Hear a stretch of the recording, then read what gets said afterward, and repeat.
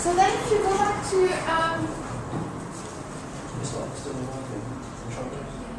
you go back to the books,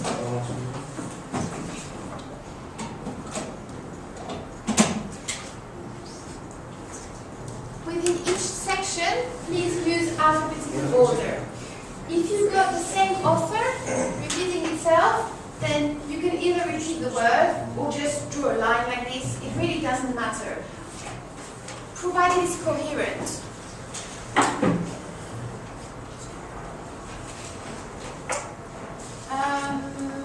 You see, for instance, here, academic articles. If you have a lot of academic articles by the same author and you don't want to repeat, you could have a line like this. But it really doesn't matter. If you repeat it, you repeat it. Provided you are coherent and consistent, that's fine. You see here, I had this question before about is it okay to have BBC News Report and if there is no author, then it's just BBC News Reports, then just put BBC News Reports. If there's no author, there's no author.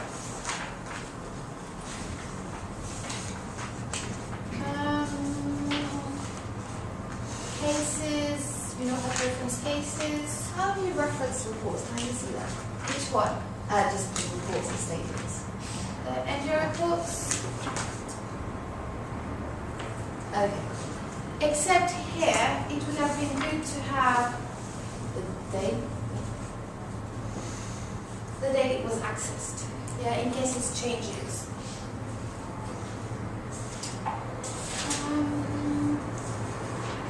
So that's about that. That's how you do a bibliography. And then if you want to have annexes, you can as well, but not too many.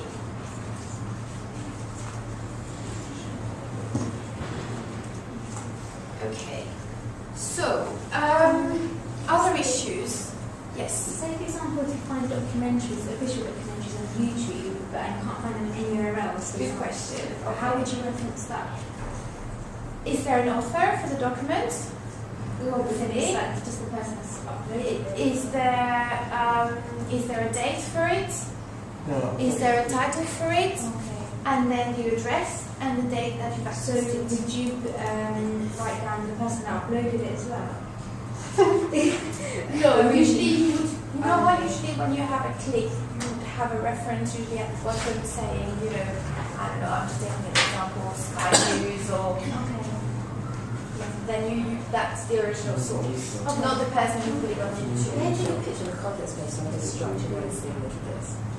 You can, but you can also... Is it on It's in the library. Oh, but you take a picture if that's easy for you. Okay, those are in the library. Okay, so let me go back to abstract. Abstract. You don't have to do an abstract. It's a bonus, you know, if you have time at the end and you want to do an abstract, then that's fine. You can do one. An abstract is a short paragraph, and there are quite good examples in one of the journals I'm passing. Where is it? Not this one. Not this one. Not this one. This one. Okay.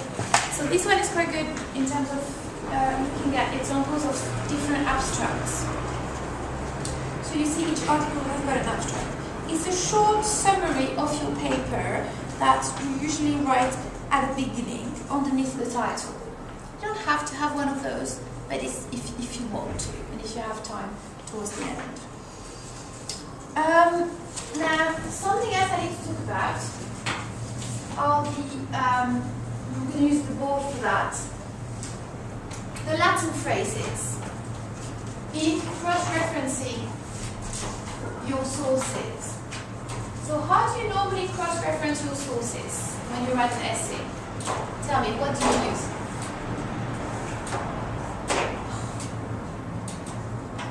Help. I can never do it. And then when I do it, it's like, no. Anyone knows how to do it? You have to kind of do it at an angle then. You're trying to get you up? Yeah, just... I can never do it, and then when I do it, it's just like, I need to write on the board. So how do you normally cross-reference? Yes? Just a quick question.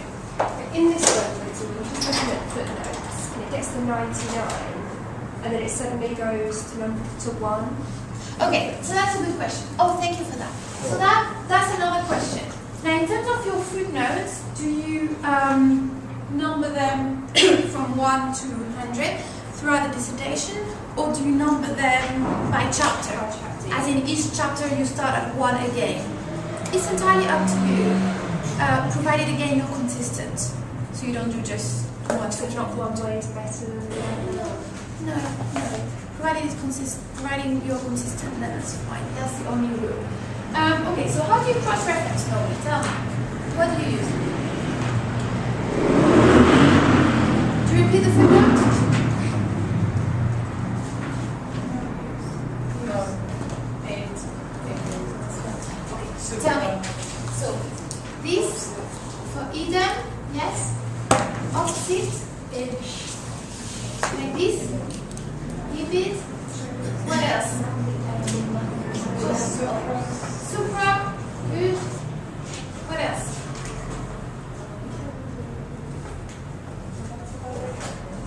What else do you use? That's all I use, actually. Anyone is using locksit? Yeah? Yeah. Anyone using simply above? No. No? Okay, why not?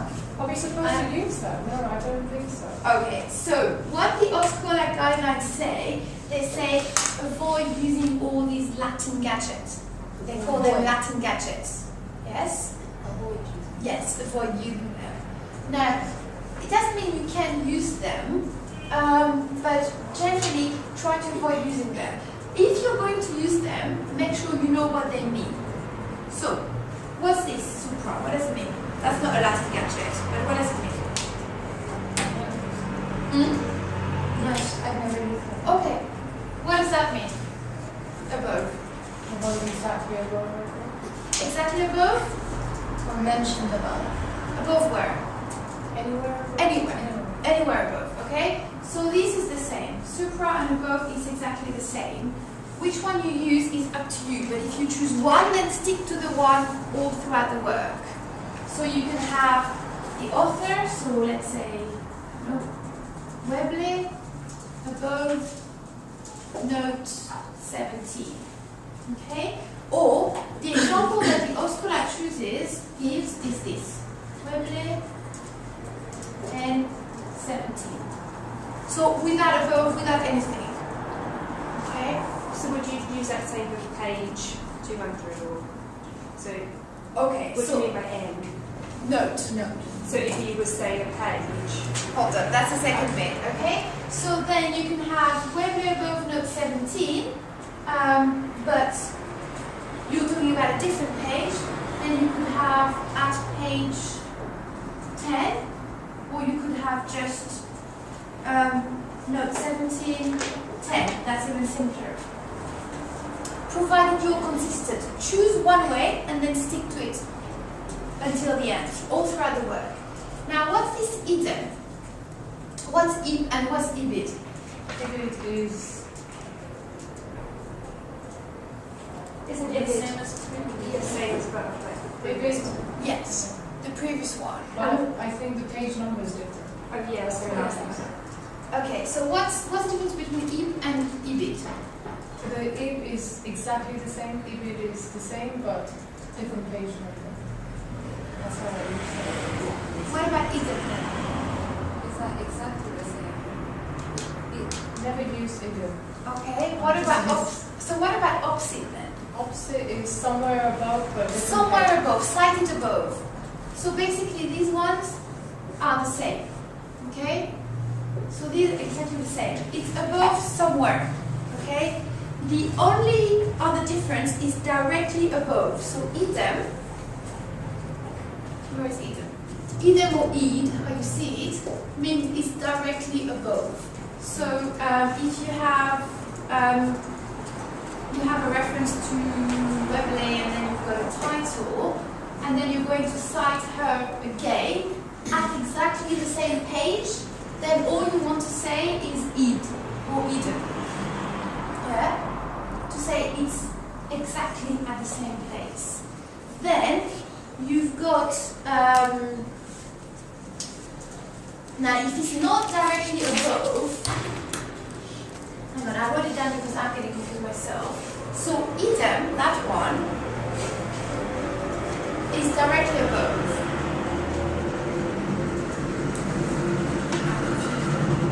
Yeah, it is directly above. No, yes. This one is the one that's exactly the same. That's exactly the same. Whereas this one is directly above, but it could be a different page. So you could have a different page. I thought that was Ibid. Hold on. I'm getting confused Because myself. that's how I think Lisa read these books. It's an envelope. No, EBIT. Okay, this one, EBIT, and I think the best avoid it, to be honest.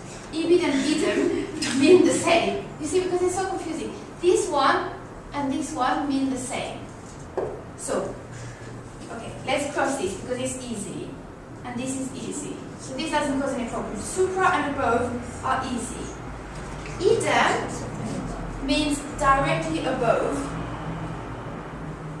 but it can be at a different page. So let's start again here. Idem equals directly above at page whatever. So it's directly above, but it could be at a different page. Then you've got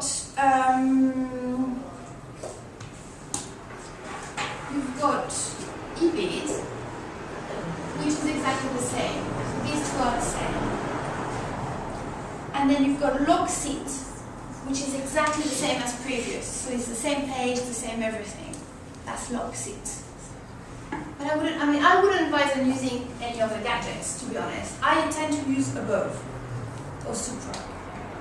So, and then occasionally, so if you were using above and supra throughout, and then occasionally you've got something that is exactly the same, then you could use log sit if it's exactly the same, or you could use EBIT, page, whatever, if it's the one above. Yes, go on. No, because I mainly use Ibid and then it puts a different page number. So what do you use? So you use EBIT throughout? Yeah, pretty much. Yeah. So would that be okay? Yeah. If you're using it throughout? But would you recommend using above? If you're going to follow, your handbook says to use the Oscola guidelines, and if you follow the Oscola guidelines, they say avoid Latin gadgets. But that being said, they still use EBIT. So they say avoid Latin gadget, but they still give examples with EBIT. So it's okay to use it, provided you don't abuse of it. So if you were, so just say I changed, just say I had a textbook, and then the next footnote is the same as that text on a different page. Exactly. Could I put above at page, different number? You could, or you could put EBIT, And then page. I like to stick with that because that's what I've done. Yes, that's throughout. fine. That's fine. What you don't want to do is you don't want to mix them up, or you don't want to use them for the wrong purpose. So CF, for instance, CF means compare. So that cannot be used like this because to cross-reference because it means compare. Don't use that. I say don't use gadgets. Maybe EBIT is the one that's commonly used, but try to avoid all the others. And then there's EBIDEM, which is the same as EBIT anyway. So all that you can find, if you're really interested in the gadgets, you can find explanation in the Oscola guidelines. There's a whole section, I can't remember the exact page, but there's a whole section about them. But, If you just Google it, I think it's like a whole handbook. it's, yeah, I was passing it through. Where is it? It's here. No, yeah, you can just like Google it and Yeah, then you find it it and has look like a at whole. you'll find it online, yeah. Yeah, So it it's explains all of them. It's quite It's that. fancy. Yeah, but I think it's just a waste of time, you know. It's quite a waste of time. You're much better off, unless you've got, because when we write articles, usually with the journalists giving us guidelines of what they like. In your case, stick to whatever is simpler. You know, just go above note or supra, if you prefer supra, you know, supra note, da da da. And then there is this whole issue of whether any of those should be put in italics or not. So Oscola says no. Do you put your EBIT in italics usually? How do you put them? Yeah. No, I just leave it. I just Just leave leave it as Yeah. Oscola says, yeah, just leave it like that. I put the cases in italic. No, that's And on the fine. book Yeah, names. that's fine. Book names in italics, never okay. That's fine. But if you put the actual word EBIT, because it's Latin, some people might want to put them in italics because it's Stands out. yeah. But it's better to just leave it like that. It's better to go for whatever is the simplest, to be honest.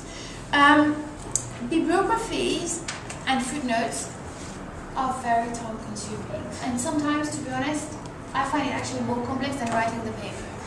So allow plenty of time. I mean, if you are a little bit pressed for time, probably best to do them as you go along, and do the cross-referencing last. So to start with, repeat all of them, and then last, when you've done all the structuring and all the editing, then you know which page it is and which note is what. But to start with, just cross-reference, just copy them, just do a copy-paste. That's probably safer. But be really careful with that. Any other questions about the referencing? So about if like I want to refer to exactly the same source which was No. mentioned previously? Exactly the same source. No, no, so Yeah. not exactly the same. The same Let me source. show you an example. But Go on, the same source, the somewhere in the different work, page? Or- but a different page. yeah. Yes, above note 18. Oh, okay. Yeah, that's fine. Or supra note 18. There is one of them that's. Where is the Webley one? Oh, you've got the Webley one. Can I borrow it a minute? Yeah. Just to show you an example of you see here, she uses opposite, not 3. So cited above. So you could use above, not 3. Or supra, not 3. Does it mean right above? Or No, not somewhere? opposite. Right above is EBIT. Okay. Yes? Okay, let me find you an EBIT. I'll find you an EBIT. I mean, I can only use the word above if it's... So above is the same as supra or opposite. Yeah? Cited above or supra is the same. But not exactly above. No, exactly above you can use You can EBIT. say like, for example, I don't know, 3, 4 footnotes. EBIT or idem. above. So for instance here, you see, she's got Parsons, Eden at page 28.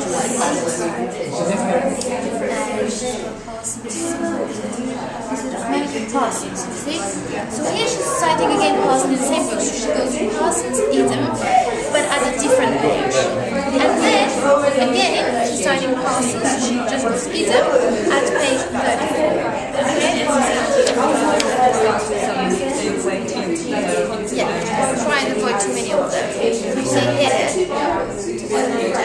opposite Eden. So here it's like above and now 17, and this is just like the same as this one. Eden is when it's like directly above. Okay, I'm just asking, so I can substitute above only the Supra and above is the same or opposite. Just choose one that you like and use it. Whether it's supra, opposite, or above, doesn't matter. Or nothing. Supra is fine, yeah? Or above is fine. Or even above, this is English. I'm going to stop.